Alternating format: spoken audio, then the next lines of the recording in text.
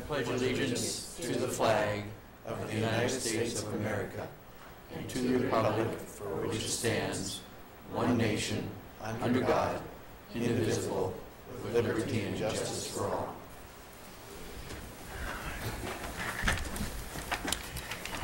Okay, well, you'll see that the agenda is slightly revised to try and make some more order of it. And next thing I want to do is make a ruling from the chair. Because we've had some comments, I would like to request that all electronic devices be turned off. All electronic devices to be turned off. So those who are sending maybe messages that they like long walks on the beach, just have to wait till next time. Okay, next is the consent agenda. Do I have a motion? Move to approve the consent. Second.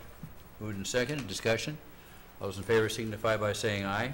Aye. Aye. Opposed? It is passed unanimously. Are there any citizens wishing to speak on non-agenda items? Okay, seeing none. The next is City Administrator and Director reports. Good evening, Mayor, Council. I have Director Alan Berry and Deputy Director Lisa Folger here this evening. Neither one of them have reports. Chief Johnson is at an executive leader training, so is not here. However, Sergeant Kirby is available should you have questions for him. As for a report from myself, I do not have any updates for you this week. We've been obviously very busy at the city, but nothing really new to report at this time. Okay, any questions of, first of all, Samantha? And for everybody, if you use your buttons. Okay, any questions for any of the directors? Please let us know. Okay, Councilor Prom.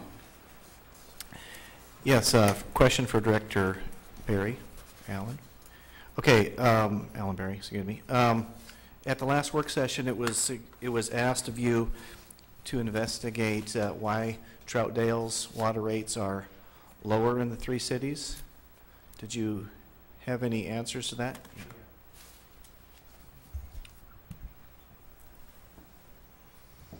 Good evening, Mayor Weatherby, members of council. Yeah, after the last council meeting, I went and visited with the Public Works Director in Troutdale, and we have also we downloaded their budgets, and Deputy Director Lisa Folger and myself went through that and looked at the numbers. To make a very long story short, bottom line is Troutdale didn't increase their rates and made not a limited investment in their infrastructure for a long time, so they're actually playing catch up. I've actually, when we were doing it for the rate study, I brought the sheet from their recently completed CIP that shows their proposed or estimated rates to play catch up, which kind of rate look like 10% this year, 14 next, and it goes on like that. So basically they got behind the 8 ball. Similarly on their stormwater fee, we looked at that as well, is very, very low. And again, they've not been getting the funds to support their utility, so that's one of the things that they need to look at. Obviously that's between the Troutdale Council and their staff, how they handle that, but that's the information that we received. Thank you. Anyone else? Okay. Yes, Councilor Arnold. Thank you.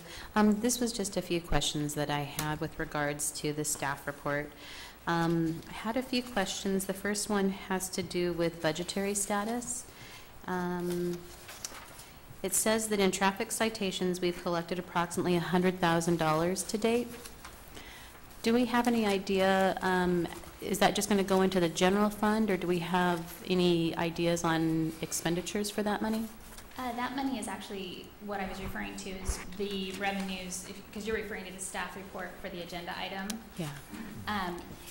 That is related to the photo enforcement program. That money is currently unaccounted for in the budget at this time, because at the time we developed the budget, those cameras were not in place, so it was not a revenue that we could predict by any means. So it is and so there is no expense line associated with those or revenue line associated. And then it says we're approximately $400,000 stronger than anticipated for the current budget year. Correct. Do we forecast that for years thereafter, or is it just for this budget year? That money that it's referring to is the cumulative effect of the changes to the current budget, that many of those are currently unaccounted for in the budget process yet, because we forecasted the budget for 12-13 last March and adopted in April. So the forecast indicated at that time a beginning fund balance that is $200,000 below what our audited numbers came in at. So that's part of that 400. The additional, there's an additional 100,000 in that number for the photo enforcement program. The other 100,000 is related to the unanticipated staff changes that we've had since the budget was adopted. So the cumulative effect of all those things is that amount.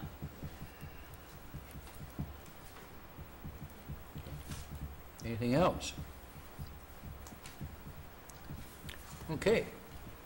Next is council and committee reports. Councilor Prom. I have nothing tonight. And Councilor Cremeyer. Nothing tonight, Mayor. Councilor Owen. Well, just a few things this evening. I did attend the EDAC meeting that took place here last week, and that is what, Economic Development Advisory Committee, I believe, and there was a lot of discussion as it relates to how they can do more to reach out to Fairview businesses and bring maybe businesses into Fairview that maybe traditionally haven't done business in Fairview.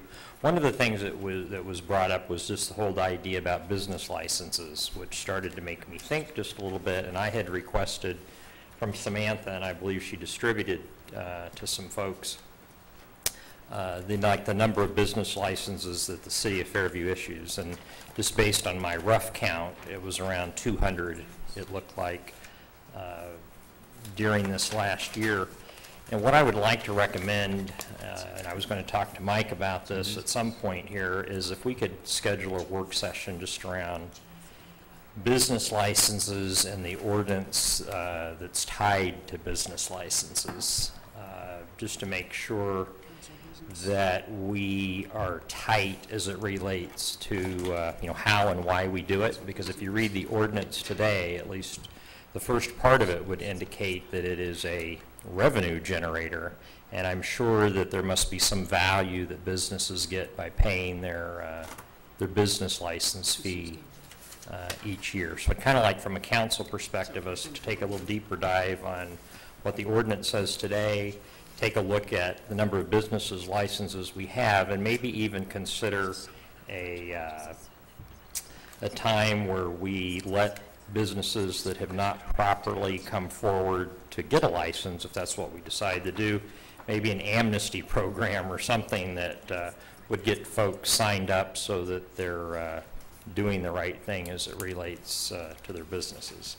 The other thing is, I've been approached by a few of my neighbors that don't have the time to come to these council meetings, as it would indicate there's a lot of people that don't have the time because there's not many seats filled out there.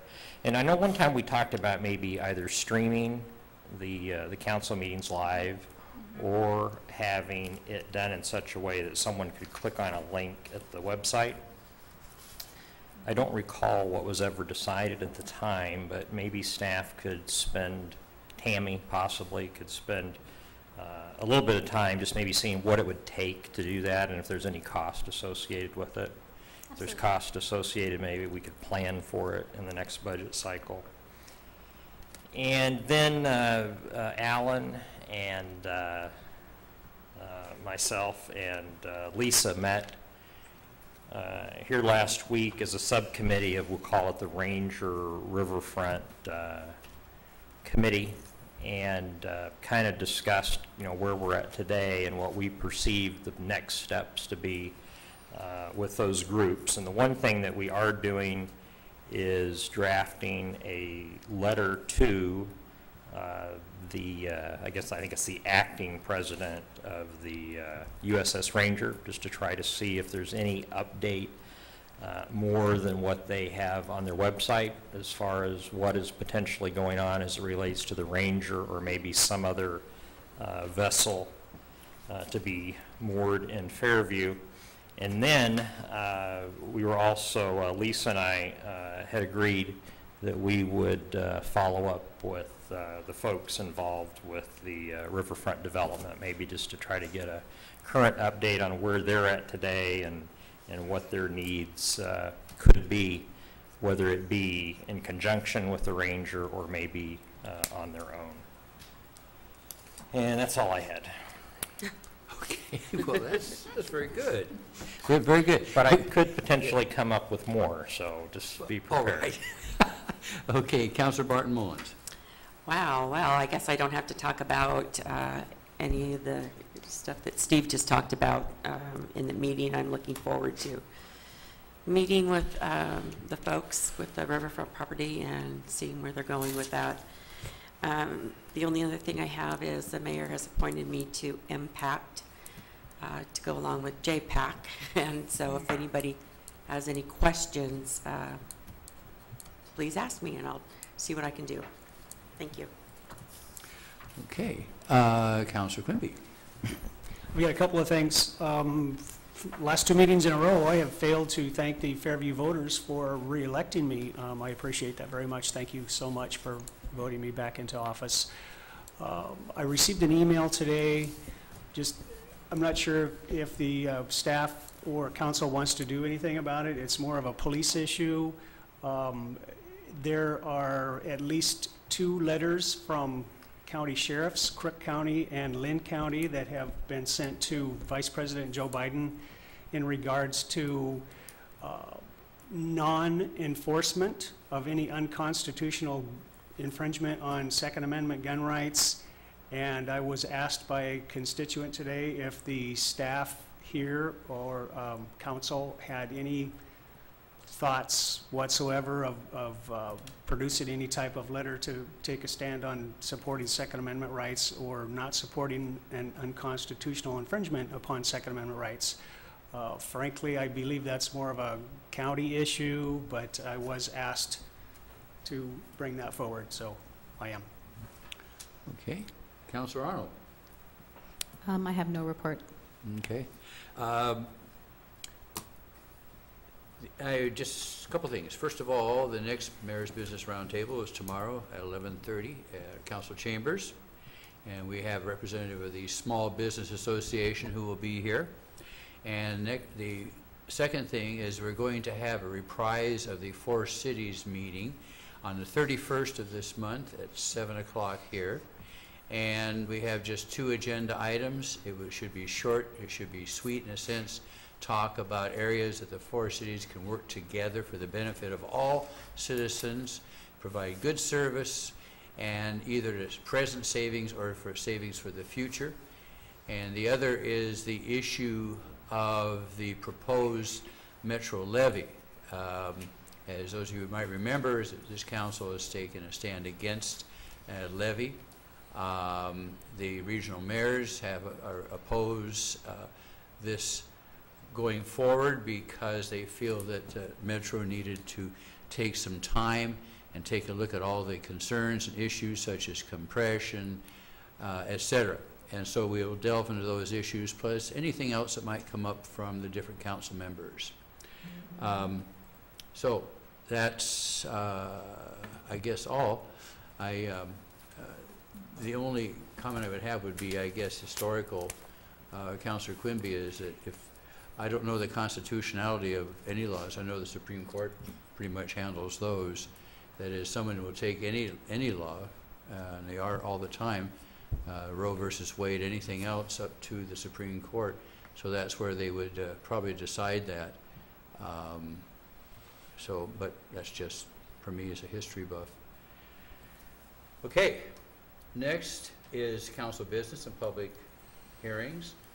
The first is the ordinance 1-20 2013, thank you. The Fairview Public Docks, and I want to open that up, but in the next breath, I want to continue this until March 20th, so if the clerk would please put this on the agenda for that time. Next, and this really moves us along here, is a supplemental budget, resolution 8-2013. And so, Samantha. What we've submitted to council for consideration is a supplemental budget transfer of allocations. This transfer of allocations is to cover several different items. The key items being, we received our dues statement from FLOPA. So FLOPA is the Fairview Lake Property Owners Association. We currently have 2 parks on the lake. The dues are allocated based on square footage on the lake. The dues are normally about in the I think it's $2,200 for our square footage. However, if you recall, last year they had a significant weed issue in the lake, and the property owners dealt with that, and Alan can certainly provide a significant amount of detail on that. However, the cost for that was significant, and it was split among the various owners around the lake, and so our portion of that was about $5,000, so that's why we have an unanticipated additional expense item for that. So the other items on here, we have the HVAC control system repair. We're asking for a contingency transfer in the facilities maintenance fund to make that repair, to fund that repair. There's a control mechanism, which Alan can speak to as well if you have other questions, that controls our air conditioning and our heating, and as you, I'm sure at one time have all experienced, has malfunctioned. What this system does is we have a variety of areas within the building that we can heat and cool based on usage. What that does is enable us to conserve on electricity. That unit is malfunctioning, so we're not able to control independent areas. We're also not able to remote in and control it via computer, which normally we have that ability to do. And it also detects problems, all of those kind of features. So this is this issue started in the summer. Our Public Works crew has been researching a variety of alternatives, trying to determine what would be the best situation to do at the best cost for the city, but also what would sustain us long term. So they have reached this conclusion. It is a $30,000 cost to do. So that's why we're asking for the transfer, the allocation for that. The other 2 items that we have included are the reclassification of our administrative person and reinstating the funding for the city's city recorder position. The city has not had a city recorder, standalone city recorder, for many, many years. That has proven in our current situations we're finding now to be a problem. Our records are in serious need of being addressed. We need to have better monitoring of our contracts that a city recorder would do. Those kind of tasks are falling short, and those are crucial, and we're mandated by state law to keep track of those items. So our recommendation is to reinstate that position by reclassifying a current employee. But in doing that, the other item we looked at as a staff, as you know, we eliminated several positions in our Public Works planning area last year. Those positions, one of them particularly focused on economic development. They did some planning, they did a variety of things. We knew we would have impacts from those staff changes last year. We committed to reevaluating that come mid-year. We have reevaluated that, looked at our different things. We are getting work done. However, there are some items that are for lack of a better term, slipping. They're not getting done in a very timely fashion. Our list of items of things that are economically development focused that are programs that we would like to actively pursue, we just simply don't have staff availability to do that. So we are asking to create a second development analyst position that would take over some of the duties that DevRE currently does, which is the building department and also the economic development programs and those things. So we feel that this would help the city to move forward on several items that we feel have a significant long-term impact financially for us. So those are the things we've asked. These items are a allocation transfer because we are not asking for anything to come out of ending fund balance. These are being funded through reductions in other line items, and obviously there would be a larger impact in the next year. However, in the current year, the city recorder for the general fund has an impact of about $1,400 to the general fund for that reclassification. The development analyst position is across the building fund and the enterprise funds, has an impact of $36,000 in the current budget. However, there are other, we're just transferring allocations to support that position. So those are the things we would like council to consider, and Alan and I are available for any additional questions. I want to jump here because I'm a major fan of this. It's something I've really wanted to push for a long time. And I think that Sam really has a handle on our finances. I think that the fact that this can be done without additional cost to the city. And I think the other thing is I think that I can't speak for everyone in the council, but people who have talked to me recognize the great work and the potential that DevRE Laymaster has done. And I think the opportunity to offer her new challenges as a clerk, and the fact that she's willing to take that on, I think is tremendous, because I think that this benefits all of us, the council, to work with the council, and our citizens. So I think this is something we can really be proud of. We have a real gem with DevRE, and I think that this is an opportunity to utilize that and let her shine. And did I say that it was that balancing the budget and getting these positions was a good thing? So that's my 2 cents. Anybody else? I need a motion. Mayor, I'd make a motion to approve supplemental budget resolution 8, 2013. Second. Moving and seconded. Discussion? Those in favor signify by saying aye. Aye. Aye. Aye. Opposed? We are passed. Great. Okay, made my day. The next is the utility rate increase, and that's resolution 9-2013. Alan.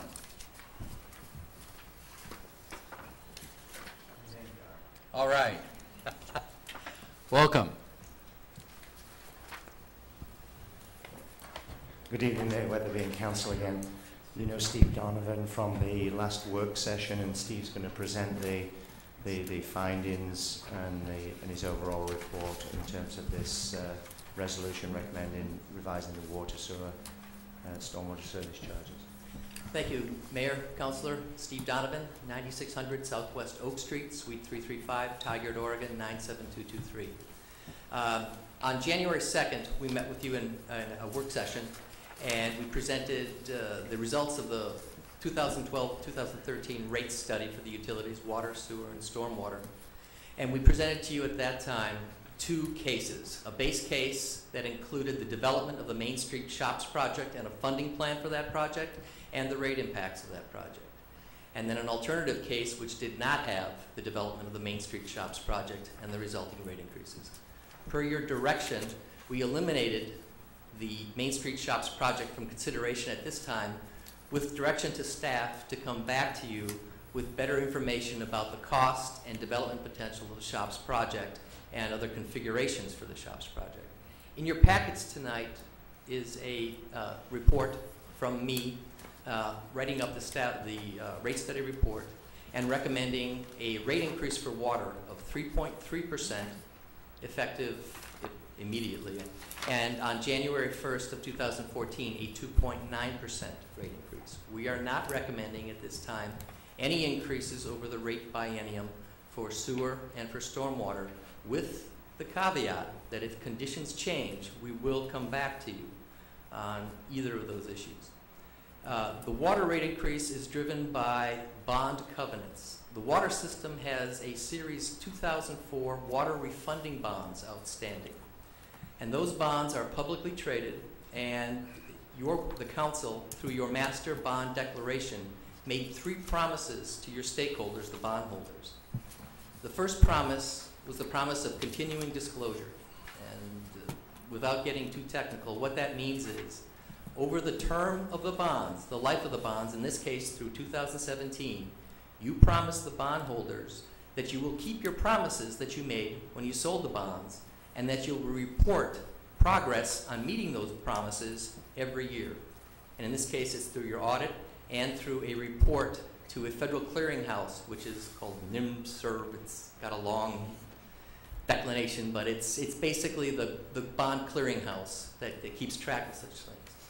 The second promise you made is that at the time of the sale of the bonds, you would put 1 year's principal and interest payment on the bonds outstanding in a reserve account, and it would remain in that reserve account through the life of the bonds. You have kept that promise, and we have followed up on that through our rate study and pointed that out in our study. The third and more, sometimes some call it difficult, is the rate covenant. And what that is a promise to the bondholders that every year through a means test, you will set rates and charges in the water system such that the net revenues of the water system, gross revenues from fees and charges, less the operations and maintenance of the system, that residual called net income, will at all times be 125% of that year's debt service requirement. So what that is, like I say, a means test. You could have all the gold of King Solomon and still fail this test. You have to have sufficient income coming in at all times to meet that coverage margin. And when you think about it, the people that buy your bonds, they're buying your bonds because they demand a predictable stream of future income. Retirees, pension funds, so on. And in order to do that, they want to have confidence that you're constantly having revenues sufficient to meet that test. Based on this year's budget, it appears that you will fail that test without rate relief. Now, there are curative actions to be taken inside. In this case, this is your master bond declaration and your official statement. You should meet 125%. Based on this year's budget, you will come in at 99%. So we'll need to have that 3% rate increase. If you choose not to raise rates this year and fail the test, it will not be a condition of default. However, you must cure that in the next budget cycle. And as you know about rates, if we don't raise the rates as your policy has been on a regular basis, regular small recurring rates, the cliff just gets higher. So if you chose not to raise rates and fail the bond test, you would then be facing me again probably this summer, and I'd be looking at about a 7 or 8% increase on water versus a 3% now and a 2.9% coming January 14th. So that's the highlight of the water rate increase and what's driving it. You're not driven by cash, you're driven by this coverage covenant. And as I say, the sewer and the stormwater funds are in good shape. So please, councilors, if you have any questions, I'd be glad to entertain them at this time. Yes, Councilor Button-Mullins. Does that affects our bond rating, doesn't it? Like if we were a AAA and we Well, were... as a matter of fact, the bonds that these were issued AAA, and they were insured. What happened in 2008 is the world blew up. The insurance companies, the monoline insurances that used to insure these bond covenants, went bankrupt because they invested their reserves in mortgage-backed securities. So the issue of the rating is different from your credit worthiness. But isn't it still important to have a really good... Absolutely. And if you fail this coverage test, The next time you go to the capital markets within the next 5 years, this will be something that you will have to address. And I've had clients, we've had CPAs and attorneys, and one footnote cost over $10,000 to explain why that council had chosen not to meet the coverage covenant. So it's an issue of your ability to keep your credit worthiness strong. I don't know what your credit rating would be, because that's something that's issued by either Standard & Poor's or Moody's based on their own judgment of your credit worthiness at that time. And a lot of issues outside of the sheer credit worthiness of the utility might be at risk here. For instance, local employment, the regional economies, things like that. So I can't say with confidence that if you meet your coverage covenant, your credit worthiness would or would not be changed. Thank you. Okay, Councilor Owen. Yeah, I mean, initially when we talked about this, 2 weeks ago, I mean, there was some reluctance to do the rate increase. I mean, there was definitely a reluctance to do anything as it related to raising the rates to cover a future public workshop. But I think that what caught at least some of our attention last 2 weeks ago was the fact that there was a recommendation to do a water rate, but to do nothing as it relates to the sewer rates or the stormwater rates. Right.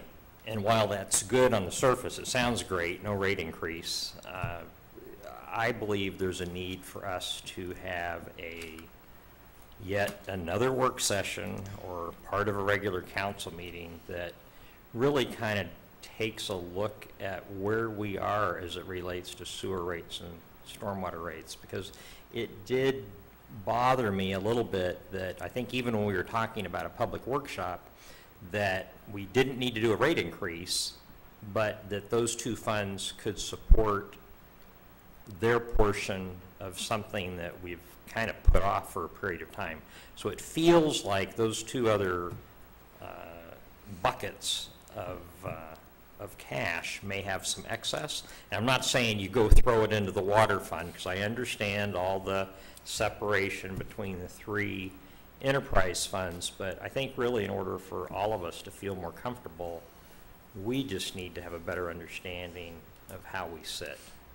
Well, what I can say to that is you are blessed on the sewer and the stormwater side because you frankly have very little debt. You only have a note payable to the city of Gresham on the sewer side, and you have no debt on the stormwater side. It's these water refunding bonds on the water side and the fact that we just completed well number 9 and bonded those costs. Granted, you did a great deal on that well, and I commend you for how that worked out. Staff did a wonderful job getting funding for that and half of it being granted. But the water side has leverage, and that with leverage comes benefits. You get to scale up your ability to do things, but it also has covenants and restrictions on it.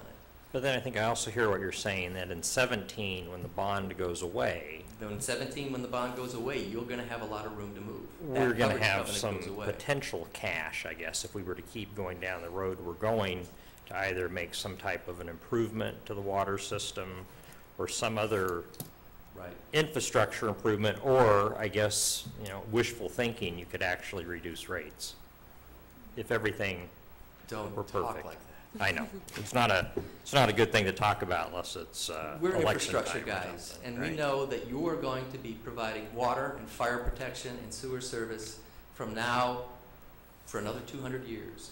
And we need to have the infrastructure that's in the ground replaced. I know that there's master plan projects coming here that you're going to see, and we're like church mice. We can never be fed enough. Right. Public Works guys. Understood. I think we just need to understand that. We need to be brought Right. up to date. It has been a while since we went through one of those. And a lot of city councils have standing public works subcommittees of their city councilors for that very reason. Don't mention any more So subjects. many- don't, Let's not do that tonight. Okay, thanks. Councilor Arnold.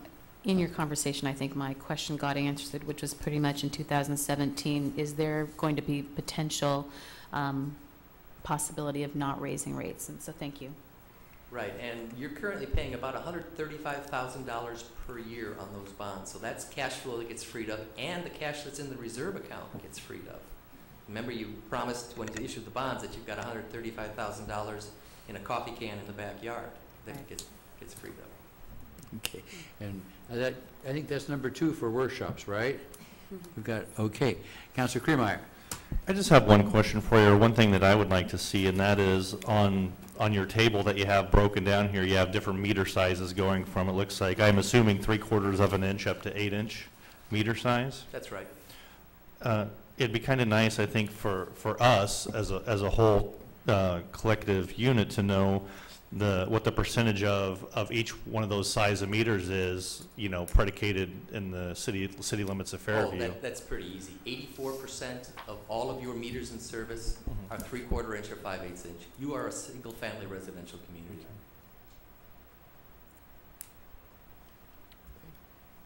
Anyone else? Well, thank you. Thank you. Thank you. Okay, do I hear a motion?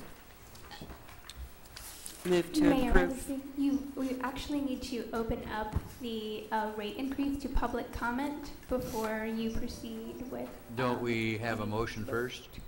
You actually don't need a motion because it's a state law that you have to allow public comment, so Okay. I just want to make sure that we Sure, allow the public to speak. sure, okay. All right, this is a public hearing on that. All those who are opposed, please come forward, give your name and address. Seeing none, all those who support this, who wish to speak, please come forward, give your name and address. Seeing none, all those who just want to say anything about it? Okay, public hearing is closed. Now, do we have a motion? Yes, move to approve Resolution 09-2013, revising water, sewer, stormwater service charges. Your motion, second. Second. Moved and seconded, discussion.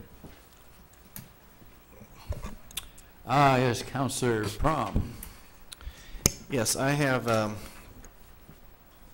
understand that there is some evidence to support the need for water rate increases, but I made some campaign promises not to raise rates, fees, or taxes, so I'm going to have to vote no on this. I do have an alternative option, though. I understand that if we don't fund this, we're going to have a deficiency on the debt service of about $35,000. I propose that we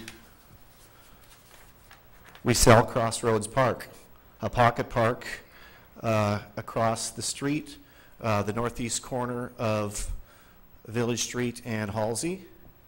It is located next to landlocked commercial property.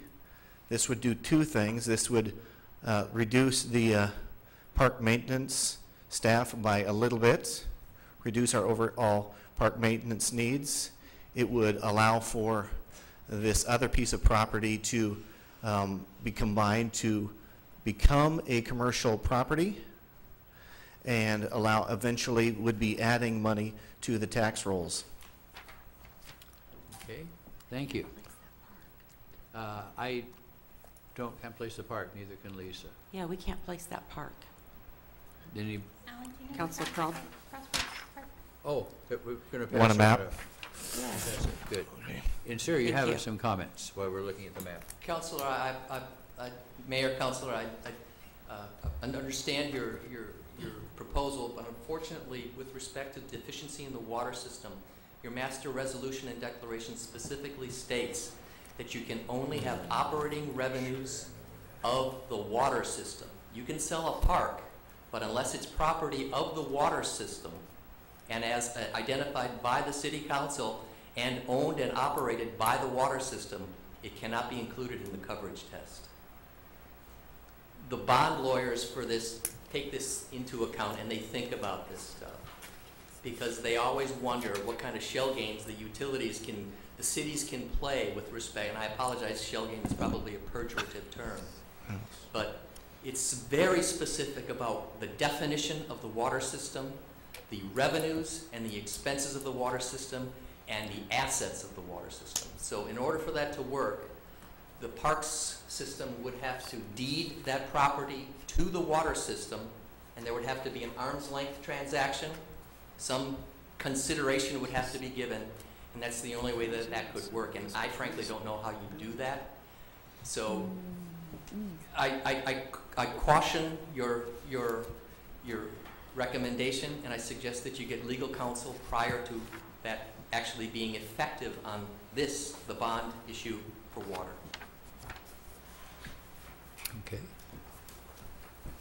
You would definitely need bond counsel advice on that before, I mean, to get more details on it before you, if you wanted to move forward on that. I would definitely recommend getting more advice from the city's bond counsel. Okay, Councilor Owen. Well, I hate to even bring this up again, but yet maybe another work session, right? So we're going to get these booked out for a while, but we have had previous discussions as far as surplus property in the city of Fairview, and we were really hot on it at one point, and then the market took a major dive, and then it went on the back burner and it hasn't been talked about. So I think you bring up a good point as it relates to, I mean, if we truly have surplus property, we need to collectively get together and talk about it and figure out a way to market it and move it on its way. I appreciate what Councilor Prom's trying to do as far as, minimize the effect of the rate or have no rate, but I would recommend we move forward with the rate increase now. We go back, we look at, excess properties. If there's something we can do to sell surplus property and bring cash back into the city, we should do it. And I think the only thing that kept us from doing it last time is the market was so bad, it just didn't make any sense to do it. Maybe the market's better now. I don't know. Yeah, I wholeheartedly support that too. I think we do have some properties that we can really take a look at. Excellent, excellent, Councilor Prom. Okay, Councilor Quinby. Mr. Donovan, if I understand you correctly, even if we were to sell that land or any excess land, we are not legally able to transfer that money to the water fund? Is that what you were saying? That's what your bond declaration says. It's very specific in the definition of what a water system is.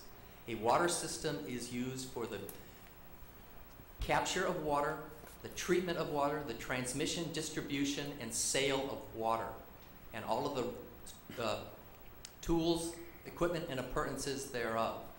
They very, very specifically define, and same thing with the sewer system too, because they want to put a very big Chinese wall between what general government is and your full faith and credit and your funding source, which is the tax base, and the revenues that come from your enterprise funds, your businesses, because you are on the board of two very big businesses with $20 million in assets, several thousand customers, several thousand dollars in responsibilities. So these Chinese walls are set up and very, very specific for that very reason. So general government does not bleed into these enterprise funds, and enterprise funds do not, by definition, bleed into the general government.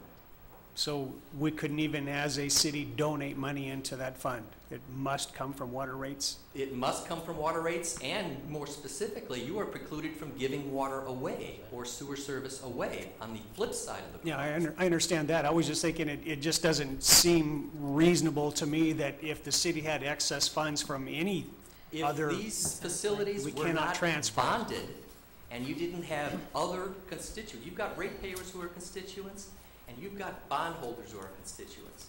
And these bondholders have very different interests than your ratepayers. And that's why these walls are up there. I understand for that very reason. That makes sense to me to a point. You'd think It's if they want almost guaranteed neurotic. money there and we're saying, hey, we're going to throw some excess money at it from land sale, you'd think that they'd be even happier, but I guess not. No. I understand it. Thank you. Okay. Thank you. Anyone else? Okay, call for the question. All those in favor signify by saying aye. Oh, I'm sorry, Mayor, I didn't mean to interrupt you. go ahead. I just wanted to, where are we at? Because we had a motion, and then Dr. Prom made his appeal to do what? So what are we voting on? I just want to make sure I got it straight on the here. main motion. Okay. So, All those in favor signify by saying aye. Aye. Opposed? Nay. Nay. I would advise you do a roll call vote. Okay, it's a roll, clerk, call the roll, please. Counselor Prom, No. Counselor Kremeyer, Yes. Counselor Owen, Yes. Counselor Barton Mullins, Yes. Counselor Quimby, Yes. Counselor Arnold, Nay. Mayor Weatherby. Yes. Okay, and it passes 5-7, correct? 5-2. 5-2. 5-2, okay. Yeah, math was not my forte. All right, moving right along. The next item, D, is we're into the issue of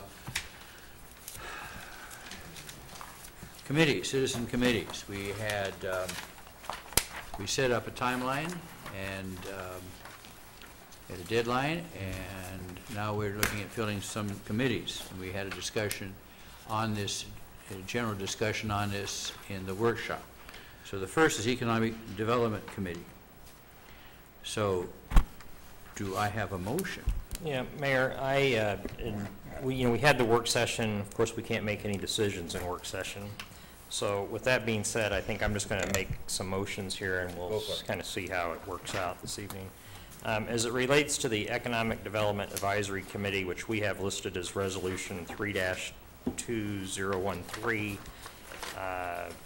I believe, I guess the motion would be to table that until we receive the second set of applicants, because we don't have anybody on here that was previously on the committee. I mean, I think we had a discussion that talked about if someone was already on a committee, that we would consider reappointing them tonight. Otherwise, we would take the Phase 2 applicants to fill those positions. So that one, I believe, just needs to be tabled tonight.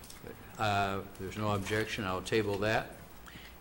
And the next one is the Parks and Recreation Advisory Committee. And kind of in the same way of thinking as it relates to Parks and Recreation, this evening I'd like to make a motion to approve Resolution 4-2013 with the reappointment of David Strom and Steve Marker. Second. Moved and seconded. Discussion? Councilor Owen. Oh, I'm sorry, you had your, okay. All those in favor signify by saying aye.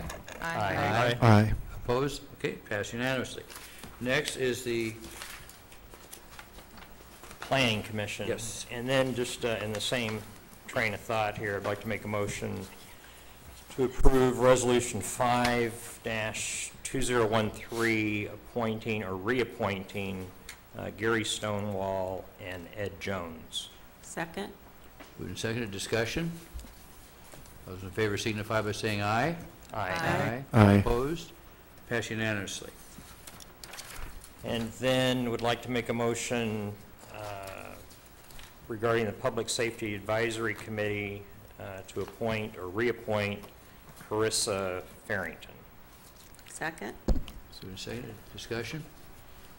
Those in favor signify by saying aye. Aye. Opposed? Is passed. And then last but not least, I think here is to make a motion to approve Resolution 7-2013, reappointing Nancy Murdick to the Budget Committee. Second. Moved and seconded. Discussion? Those in favor signify by saying aye. Aye. Opposed? It's passed. And I also would request that we now open this process up for 30 days, and we would then address this in the council. And what was the date on that, Sam? I believe that was February 20th, Mayor. February 20th? Okay. And the council will receive all the new applicants, including, well, any applicants who will be applying after the deadline and up through the 30 days. Okay. Next, we have another motion. Move to adjourn. Second. Moved and seconded to adjourn. Discussion? All those in favor signify by saying aye. Aye. Aye. Opposed? We are adjourned.